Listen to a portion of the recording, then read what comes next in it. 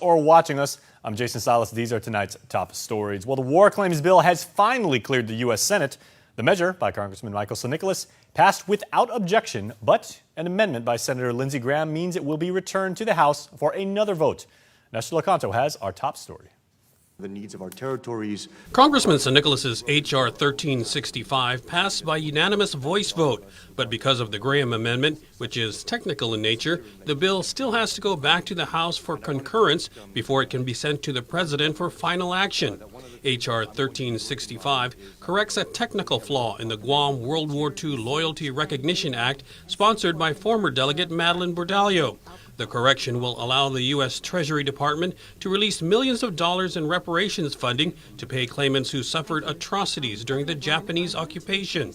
Acting Governor Josh Tenorio welcomed the news, but says local war claims payouts will continue for now. As soon as H.R. 1365 is enacted into law by the President, our plan is to retire our operation at the local Guam War Claims Office and expect and the Treasury Department would then open their process, continue to get claims adjudicated, and get them paid. Governor Leon Guerrero and Speaker Tina Barnes led the effort to pay out war claims locally rather than wait for the federal law to pass. Tenorio says it was well worth it. I think that if you ask the 700 applicants that received the award letters and received the money, I mean, you saw it in their faces. They're real pleased. More than 750 claims checks worth an estimated $7.5 million have been paid out. The War Claims Processing Center in Tamuning will be shut down effective today, but claims processing will continue at Adelup. For Guam's News Network, I'm Nestor Lecanto. Now, we've attempted multiple times to reach the delegate for comment or to get a copy of a news release, but we've not been able to get a response from Mike Sen. Well, only on the beat for 4 days, a new multi-agency task force operating under the Guam Police Department has made an arrest in a drive-by knife-throwing incident in the central village of Sen. And as our Sabrina Salas Matanani now reports, they not only managed to secure an arrest, but took a major repeat offender off of island streets. It was a random act of violence, not a typical Sunday night in Sen. They didn't see anything, but she felt her head was hurting, and then she noticed that she was bleeding. Angelica Gumatautau's 19-year-old son and his girlfriend were driving along Pali Kiran Hickey Drive when a knife came flying through the driver's side window, striking the woman on the back of her head. She was treated and released from Naval Hospital. On Thursday, a newly formed task force effectuated an arrest. The task force officers were able to obtain supplemental information through a neighbor's interview and, of course, obtain video surveillance from residents along the area. A photo lineup was prepared for the victim, in which the victim had identified 21-year-old Thomason Nikut. The formation of the multi-agency task force was announced during a hearing at the legislature last week. Chief Steve Ignacio saying the task force was created to help his short-staffed criminal investigation division. And so there's other cases while they're concentrating on robberies and homicides and the more serious cases. There are other cases going on in the community that we see in social media, and there's nobody there to address it. There's issues going on with minors, maybe loitering the streets beyond 10 o'clock. And so we're going to be using this multi-agency task force to kind of go out and tackle some of these issues in the community that we're facing that we don't have the resources within the Guam Police Department to address. The multi-agency task force went into effect on Sunday, the same day the Sen knife-throwing incident took place. According to police spokesperson Paul Tapao, within 4 days, members were able to make an arrest. This is one of many, cases in which they're going to be entertaining. So, they've actually hit the ground running. So we're really excited for this, and we continue to see more productivity from them. Nikot has been in and out of jail over the years. In April 2017, he was inside DOC for underage drinking, public drunkenness, and disorderly conduct.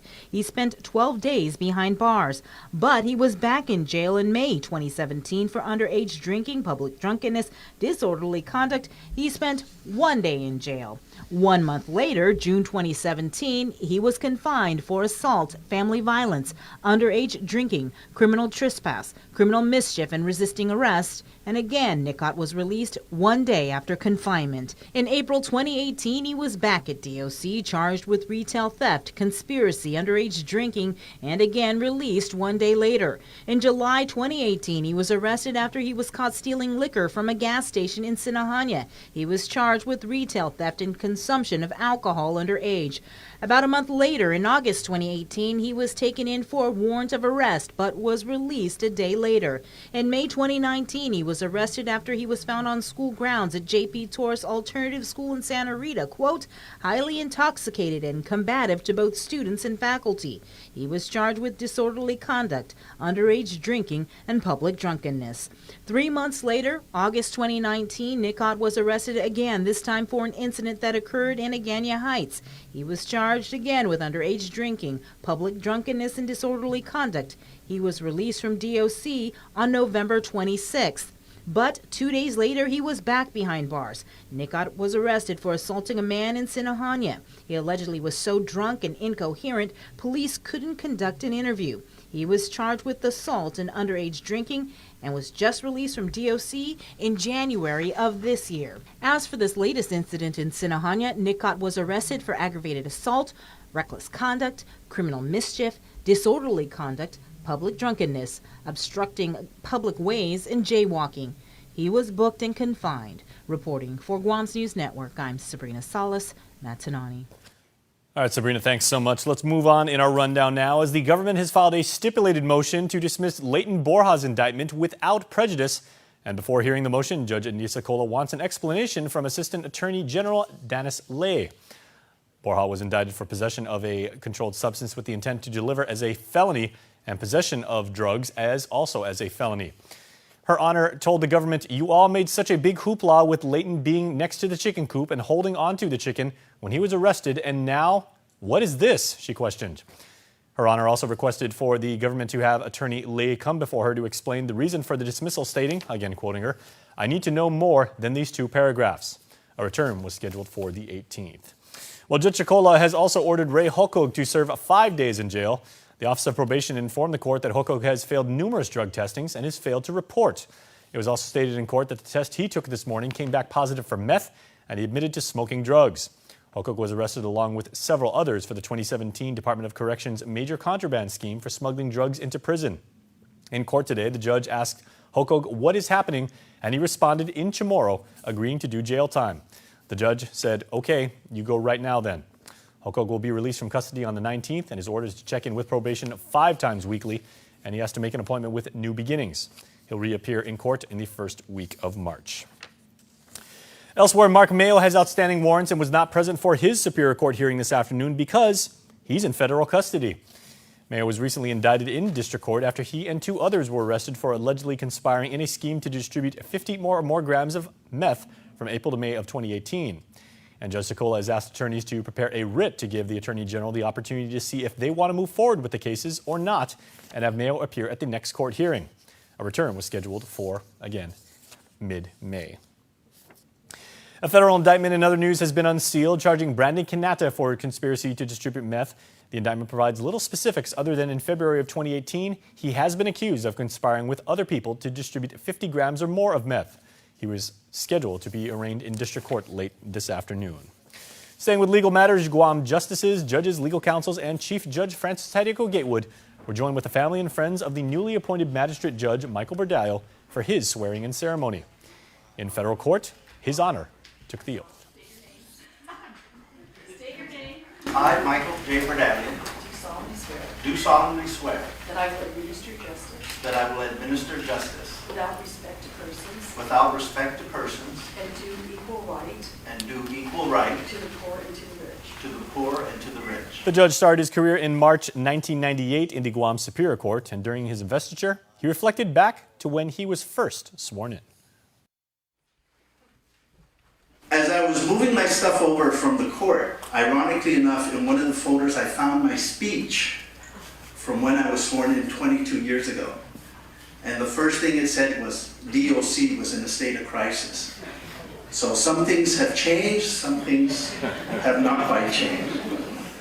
But I think the theme I talked about back then, which I think is still applicable today, in which the courts, or at least certainly we did at the judiciary, is try and get things to be solved before you come to court. We always look at court as the last resort, not the first resort.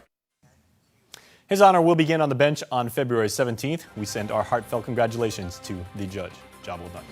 Please stay tuned. Prime Time continues right after this, so keep watching and keep streaming us. We're back after this. Get up-to-the-minute news, plus access to alerts, streaming radio, promotions, and more on your mobile device by downloading the KUAM News mobile app, available at the App Store now.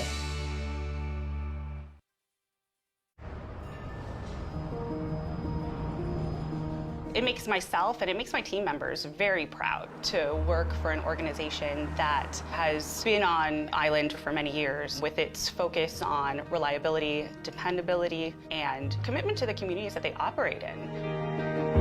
Matson's a great corporate citizen to the community. We all benefit from any sort of environmental commitment we make. One of the ways that we do that is with our Adahi Utano program. There's action behind it, and so action breeds commitment. With the Kaimana Hila coming to Guam, this brings a new age and modernization to the island. It's exciting for me because it's a brand new ship and we can carry more freight into the islands. It just shows growth for Guam and Micronesia. Matson would be nothing without its customers, and we hope to continue to serve you for decades to come.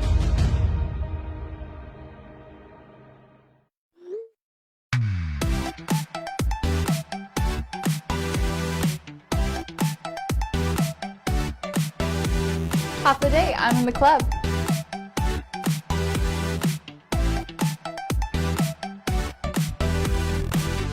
Half a day, welcome to Two Lovers Point. Half the day, I'm in the club.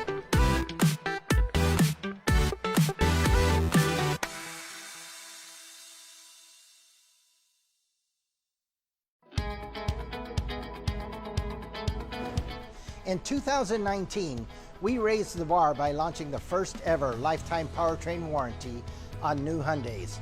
And now we're excited to share that starting February 1st, all new 2020 Jeeps, Ram trucks, and Dodge Performance cars will come with a lifetime powertrain warranty. That includes all your favorites like the Jeep Gladiator and award-winning Ram 1500.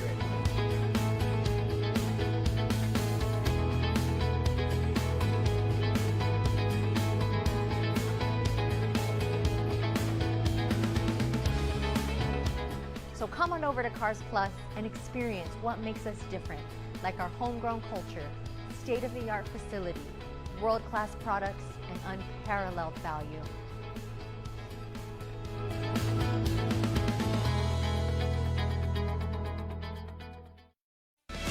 It's a special delivery to your inbox every week with your KUAM News Roundup, program advisories, and promotions. Sign up for the weekly KUAM Digital Digest today on KUAM.com. We'll get to Guam news in just a bit, but in national headlines, late today, the president got a rare public rebuke from an unlikely source, the Attorney General, who says the Commander-in-Chief's tweets attacking career prosecutors make it impossible for him to do his job. This comes as the president has openly feuded with his former chief of staff. Here's more from the White House.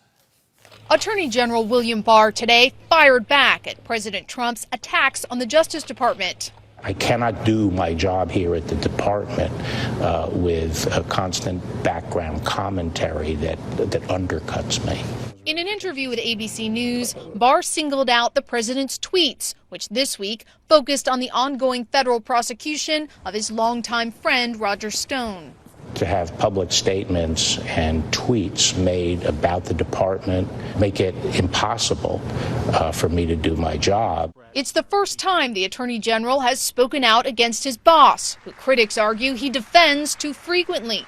But he said he's ready for the blowback.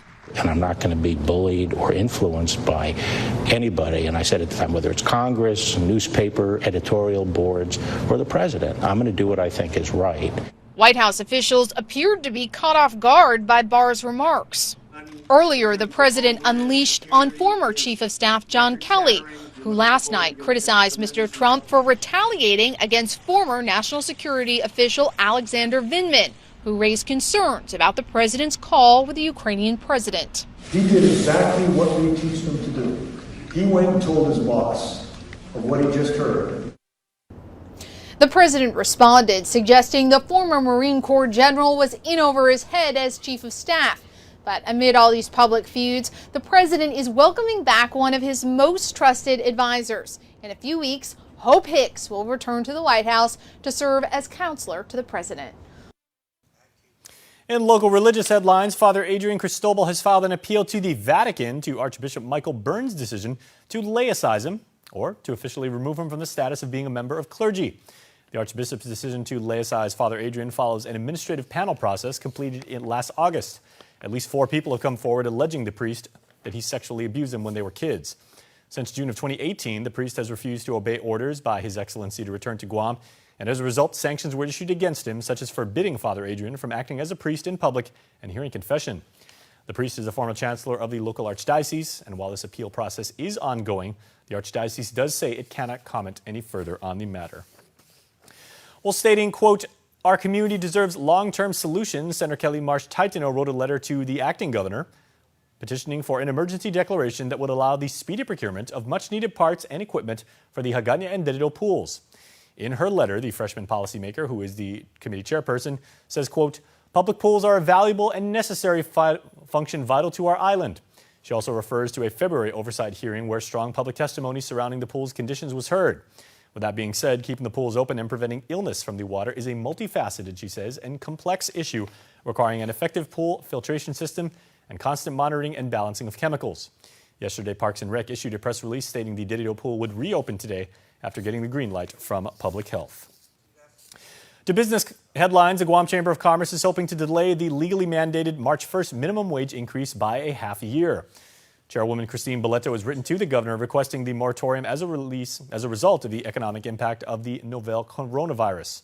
Boleto cites that already tourism numbers have dropped with at least 14,000 cancellations of trips to the territory.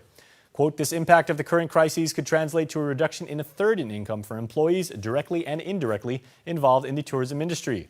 The detrimental effect on our economy," she writes, "and community would be significant. The moratorium, should it go through, would be in effect on September the 1st. Well, Adelup is still reviewing another bill to give the hospital $10 million for much-needed repairs, and at this point, is not saying what action it will take. The administration has indicated in the past that excess unappropriated funds from fiscal year 2019 will only be used to pay down the deficit. Yet, Acting Governor Josh Tenorio says they do have some financial decisions that have to be made in the current future. We already know that we're going to have to identify between $20 and $30 million to do immediate repairs at our hospital to bridge that while we go and build a new hospital. I mean, I think there's no question that we have to build a new hospital and agree on the scope. It's going to require a big amount of financing. He says the governor has been meeting with federal officials and may have more specifics on a funding source. When you speak with the governor next week when she returns, the federal government understands, and I believe that we'll be able to come up with a good plan. I expect that we'll be working with members of the legislature to come up with a good comprehensive financing plan to get the hospital to where it needs to be while we build a new hospital. Meanwhile, Senator Sen Easter Llahi, who has oversight chairpersonship of the Health Committee, introduced a bill to appropriate $10 million for various urgent GMH needs, such as replacing the electric panel, the electronic medical record system, and repairing the leaky roof at Guam's only public hospital. And also tonight, millions in federal grant money heading to Guam as the U.S. EPA announced today that more than $10 million has been set aside for the territory to assist with infrastructure projects that help protect surface water and provide safe drinking water to you and I. Of that amount, $6.2 million go towards projects such as modernizing aging wastewater infrastructure, implementing water reuse and recycling, and addressing stormwater concerns. The remaining $3.8 million will be used for loans that help drinking water systems and other projects, such as improving distribution systems. The Fed say it's fully invested in supporting local water resources on Guam. Stay tuned. Dave Delgado has the Dial Rent-to-Own Athletes of the Week. There's 2 of them, and that is coming up right now. Rananim, ite Senator Clint Rogel. Soon the 2020 Census of Guam teams will be visiting your homes.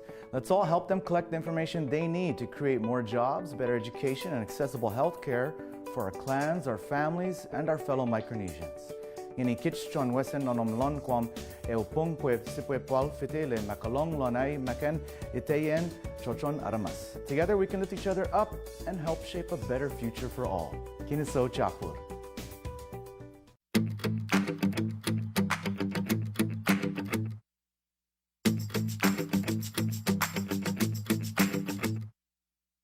Hot town bouncing down the sidewalk, buzzing like a snare. Cool down, down by the river with the flowers in your hair. And I know everywhere you go, your love is gonna shine.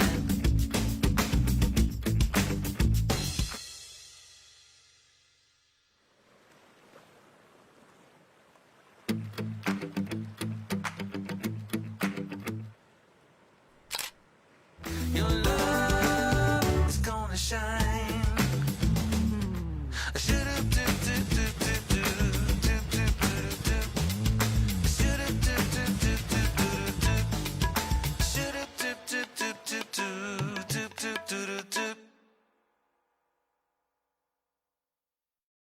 Hold up, stop.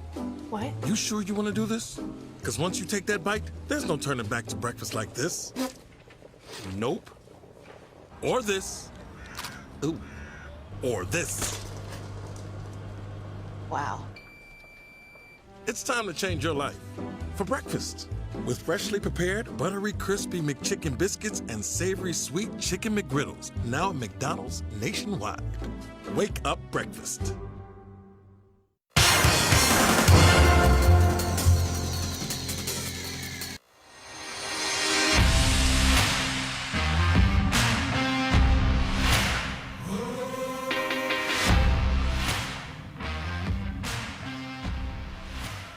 All right, this week's Direct-Home Athlete of the Week, Samantha Hahn and Jimi Hendrix from the Tsunami Swim Club, fresh back from competition in Japan.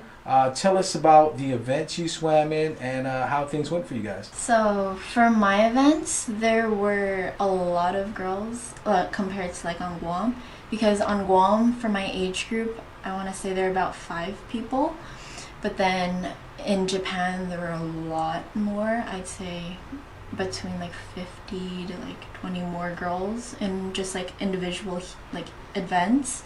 And so it was a lot more competitive, because on island I would either only have to compete with like maybe 2 or 3 girls in each heat, but then this time in Japan my whole heat would be girls either my age or even younger than me.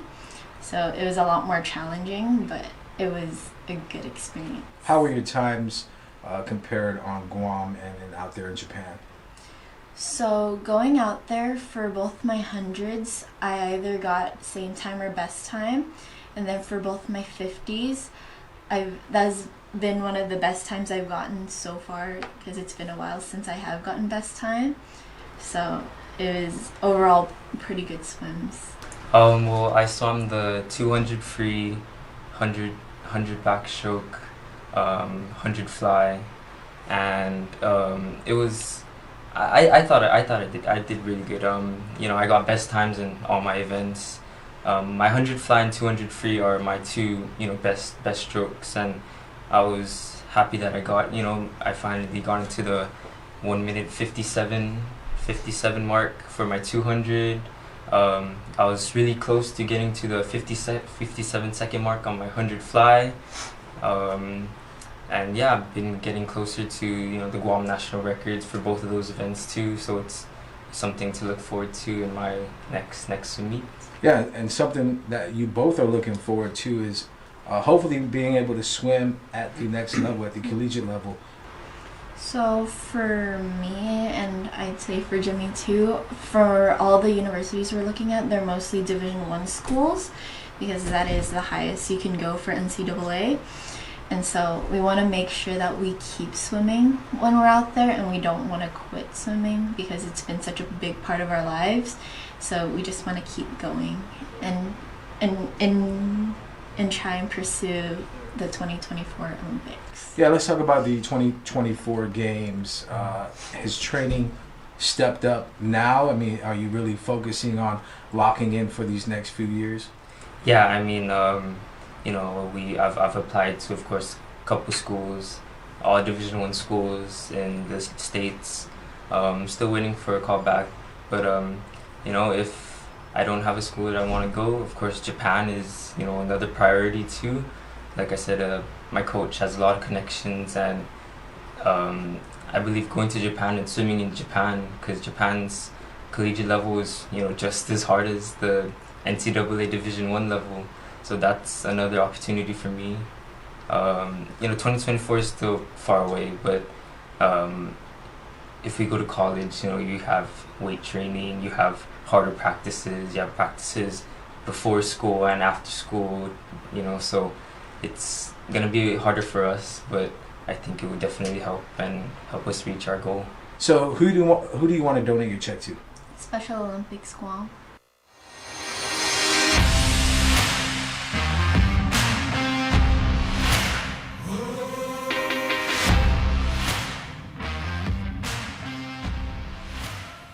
Elite Youth Soccer Selection head coaches continue to search for Guam's top youth soccer athletes, with the second day of tryouts set for Sunday beginning at 9 in the morning at the Guam Football Association National Training Center. All youth soccer athletes desiring to represent Guam in international competition are welcome to register and attend tryout sessions. All athletes must check in at 8 in the morning Sunday, with tryout sessions beginning promptly at 9. There is no cost to register or attend tryout sessions.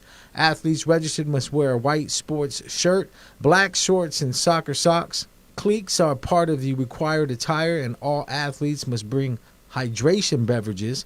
Registration is online, and the form is accessible on guamfa.com by clicking on the Youth Elite Tryout Registration web banner on the website. Registration closes at 5 p.m. on Saturday, February 15th.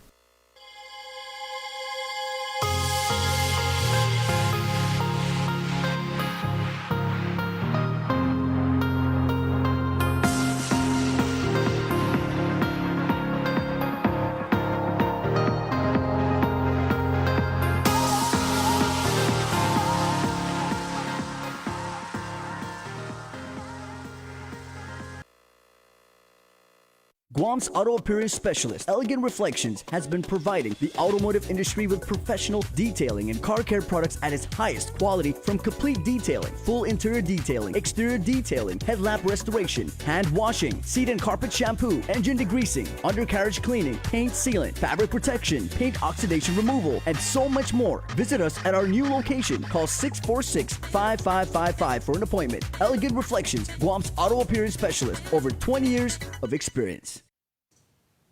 We're going to end this work week the best way we know how, by making you smile with the Cold Stone Creamery Birthday Club. It is a very special edition of the Cold Stone Creamery Birthday Club because it is February 14th, Valentine's Day, and it's Friday. Got some birthdays tonight. So a very, very romantic birthday shout out going out to Christine Roberto Lujan. Happy birthday to our Valentine Queen. We love you, say your friends and family. Kaylee Nicole Pinalla celebrates a birthday today, and happy birthday to our forever princess, Kaylee. We love you, says your family. Fred Anderson, a big happy 72 years to Fred from your loving wife Rosita and kids, but most especially from your siblings, starting with Dorothea, Josephine, Jessie, Doris, Bertha, Rose, Antoinette, Linda, Betty, Peter, Marty, Bobby, and finally Janice. Have a happy 72 years. Enjoy your Saturday golfing. That's the entire fam right there. That is awesome. Happy birthday to Fred. Sally Faye, also happy birthday to the craziest sister, and your family says, love ya. Simple as that. Dwayne Tovitz also has a birthday today, so to our special Valentine, happy birthday number 45. This is coming from mom and family. Chance Joseph Santos Diego wishing you lots of love and kisses on your 6th B-Day. We love you, says your adoring family. It's also a happy birthday, number 23, for Jared DeLeon Guerrero. This is going out to Jared from Mom, Dad, and the Mendiola and DeLeon Guerrero families. And also, happy birthday number 23 to Michaela Sablan. Happy Valentine's, Michaela. Wishing you another year of blessings. We love you, coming from your family. And we have a single belated birthday wish coming all the way from February the 12th. Joseph DeLeon Guerrero, happy 22nd birthday going out to you from Mom, Dad, and the Mendiola and DeLeon Guerrero families. Happy birthday, each and every one of you.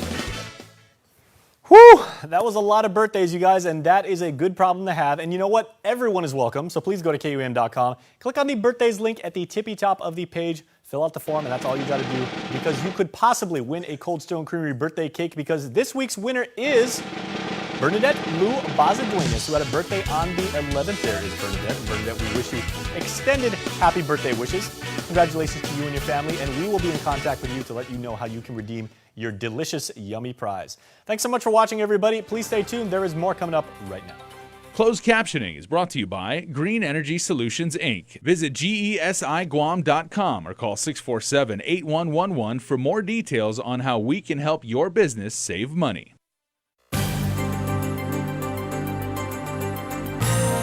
Half a day, friends. Jason Salas here, and thank you so much for streaming us on Facebook. This is KUAM News Extra, and if you're watching us on KUAM TV, half a day to you and yours as well. I have two gentlemen with the Society of Military Engineers. It is their centennial celebration, so 100 years of doing amazing things with math, with construction, making the island a more technical and a better place. We have Pete Diaz, the past president of the organization. Pete, half a day. Half a day. Thanks for joining me. And the current president is Scott Thompson. I know of at least one stand-up comedian who shares the same name, so very good to have you here. Good. And congratulations on the centennial. Certainly your colleagues, when people think of military engineering, it's not just, okay, we find bombs, we find, landmines, we build bridges, we clear battlefields and everything like that. Right. The scope of the Society of Military Engineers is very, very broad, and you guys do a lot of work in a variety of industries, right, Pete? Yes. Yes. So our organization was founded in 1920. And this was obviously during World War I, where a lot of engineers were called to service, to actually serve their country in uniform. After World War I, a lot of the leaders didn't want to lose that knowledge that was transferred by those engineers to the military personnel. And so they created the society to kind of keep that going. And so, yeah, we're going to be celebrating 100 years of our society. Well, Scott, how many members does the society locally have and everything? Because both of you said you're both civil engineers? Yep. Yeah, we're both civil engineers. So locally there's... So you both studied making bridge making? Yeah. Very nice. So locally we have about 314 members, and nationally there's around just shy of 30,000 members in SAME. So we have 104 posts nationally, and here locally we have the UOG student chapter post as well, and then we have a Philippines chapter as well. So. Okay, I like the angle of getting young people and getting the next generation to learn engineering, the right way. Of course, it's a very rigid discipline. Some would say, obviously the math is what it is. The math is the math. But then you also have your ethics, you have your standards that you have to uphold and everything like that. So what is it like to actually reach out to a new generation? And, hopefully with the UOG's engineering school, that tradition will continue. Right. So it's very exciting to reach out to the younger generation, actually. So, SAME also does a lot of stuff during Engineers Week, where we go out to the local schools, not just at the university level, but at the middle school and high school level, and we give presentations on what engineering is, how to become an engineer, and we provide a hands-on experiment that the kids can get a feel for, for STEM concepts. And so the UOG student chapter is something that SAME nationally has put together, and so there's many, I can't remember how many national UOG chapters there are, but UOG locally is a group of students that are studying at the UOG School of Engineering, and then they're also going to be going into the four-year program as well. So excellent. Yeah. Now, if I was a smart man, and I am not, I would know, the variety of employment opportunities and career paths that you can have through engineering. I remember when I was a kid, I was like, oh, I want to be an engineer because I want to be on the guy on the train that pulls the horn. But Pete, what type of career opportunities are there on Guam if you want to get into engineering and study that discipline, then come here and actually make this your life's work? Yeah, well, there's a lot of different types of engineers. So civil engineers, we typically deal with road construction, water, wastewater systems. We have structural engineers that deal with the vertical construction of the buildings, the reinforcement of those. We have geotechnical engineers that make sure that the foundations are strong enough to support buildings. There's environmental engineers to make sure that the impacts of the environment are mitigated. And UOG said they're going to be big on that as part of their engineering program. Yeah. So right now, the UOG, they have a civil engineering program that they're going to start off with that, and hopefully in the future, be to branch out to these other necessary engineering fields. Do you guys have a lot of people that work in software engineering disciplines as well? Not locally, but obviously, all the stuff that we use, the software that we use, engineers software engineers have to develop those. Engineers, a lot of them require a really diverse background to be able to work in the fields that we do, be able to communicate with other types of engineers, and obviously use software in our designs. One big thing that we're doing right now is we're using BIM, it's a 3D modeling of these buildings. Sure. And that's kind of the wave of the future. So what is being done to celebrate the centennial and make sure that we continue the practice of engineering? Right. So here we're going to be holding a centennial celebration on February 20th, and it's going to be held at the Hyatt Regency, and it's from 4 p.m. till 6 p.m. is our program, and then between 6:30 and 8:30 or 9 we'll have a social networking. And so we're going to have some local government dignitaries show up. We'll have the governor will attend, and we'll also have some national SAME members attend as well. So we'll have the executive director of SAME attend. We'll have the national or the regional vice president will be here as well. So it'll be a pretty good program. We're excited about the program. We're excited about showing what SAME is about and what we've done here on Guam, what they've done nationally too. So, what does membership get you? I mean, obviously the networking opportunities with other people in the craft and everything is priceless itself. But if you want to become a member, if maybe there's some people that moved here right now, or there's some people who are studying engineering and they were like, I want to connect and I want to do things the right way. Yeah, well, if you're interested in joining SAME, obviously you can check out our website, same.org. Our society provides a lot of different opportunities for professional development, professional growth, leadership development, a lot of workshops, conferences. So one really big conference that's coming up is the Joint Engineering Training Conference.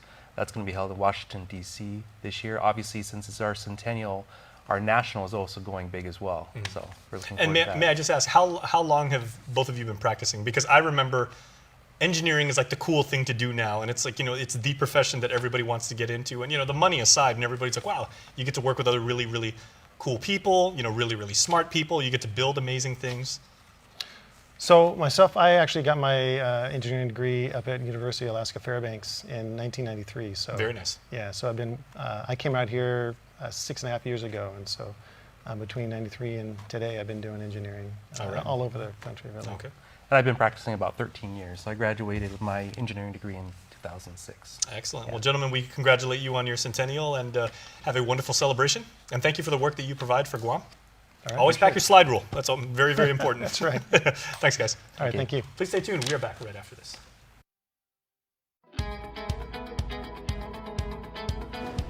In 2019, we raised the bar by launching the first